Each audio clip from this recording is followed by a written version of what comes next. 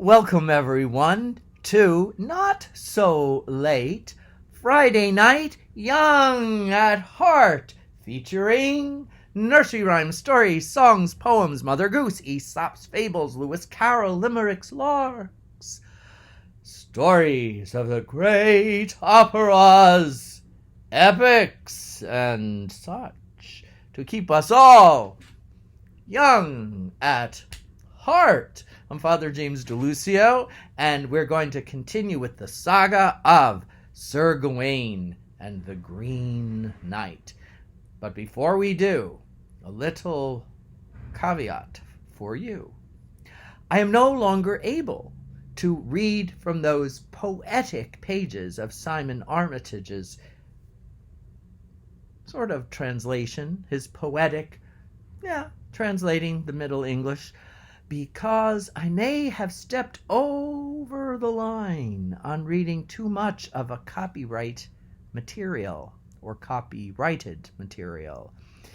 You see, Facebook erased my Luke Live Facebook page without an explanation. I appealed. They returned it to me, although they still did not give me a reason why for 5 days there was no Luke Live Facebook page. But I'm surmising that it may have something to do with the fact that I was reading this excellent book. And besides that, now it's a commercial. If you want an excellent translation of Sir Gawain and the Green Knight, you can get, I suggest, the Simon Armitage poetic version for your library. They didn't say, but I think it's best now that I simply paraphrase this wonderful saga, because the saga itself is way beyond, way beyond copyright, 14th century and all. So if you've been following, I'm going to pick up right there, but you may remember that we left off last week with the mysterious Green Knight riding off out of Camelot, swinging his severed head by his hair. And Arthur and his knights and all their lovely ladies laughing their tensions away for such a bizarre and mysterious experience. Yet, the narrator tells us that it shouldn't be too shocking what has transpired, because there's always been a game challenge on the 12th night of Christmas in Camelot. But of course, nothing quite so bizarre as this. King Arthur decides, hey, I finally can get to eat, because, with all the Green Knight's speech and the challenge, he didn't have a chance, and he insists that Gawain come now and eat with him. And everyone then puts all their fears aside, and there's dancing and singing and merriment and stories of the great, not operas, the great accomplishments of the knights of yore and their contemporary companions. But there is still a sense of dread of what's going to happen to Gawain. Now, what goes on here is there's a lot of poetic waxing on the change of seasons. And it's a shame I can't read you the poetry, but the original also has its own medieval English poetry, it describing in very short little, not pericopes. Pericopes are for the gospel, little segments.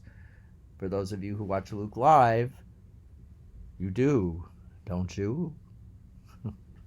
The poem goes on, how readily Christmas season gives way to Lent and to spring, and as spring wages war on winter, it emerges triumphant.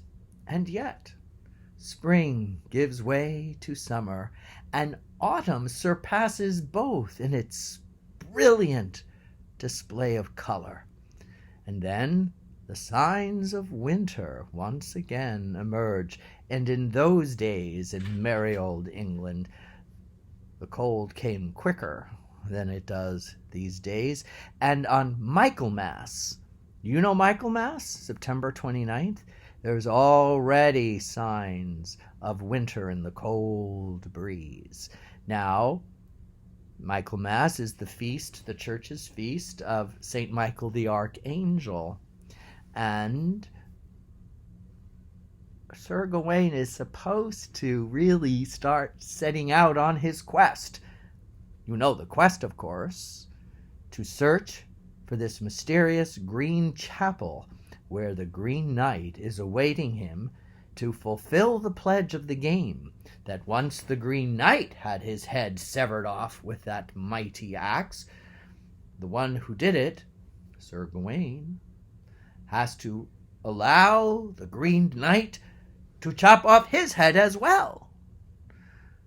The only difference being, Sir Gawain is truly a mortal human being, and this Green Knight is something else, able to live and to speak, even though his head is severed from his body. I bet our young people, teenagers, college students, would find this really cool, because it's something right out of a Marvel comic book, and yet it's from a sage of the medieval times. Perhaps things don't change so much, nor the things that pique the interest of the human heart and mind. What do you think? So, Gawain doesn't go out on Michaelmas. He tarries a bit, which, let's face it, it's very human to procrastinate, especially on a quest such as this. But finally, on another church feast, All Saints' Day, you know, November 1st, he's ready. And he says, Arthur, I must take my leave. And the knights and the ladies, which includes Guinevere, don't forget Guinevere, King Arthur's grand lady, they sorrowfully bid their goodbyes, offering all kinds of advice. But Sir Gawain, he's very brave, and he says to them, why should I be afraid? If fate is kind or cruel, still, a man must try what he must. And that, my friends, is my synopsis of the next several pages. I think I took 4 pages of Sir Gawain and the Green Knight. Thank you so much for joining me. It's kind of fun to paraphrase and not read the poetry, but as you wish. You can get the book and get it, or just follow my summaries, or just do both. Why not? Have a great weekend. Stay young at heart. We need it. The news is awful, as usual. God bless. Peace be with you. Shalom. Salam. Au revoir. À bientôt.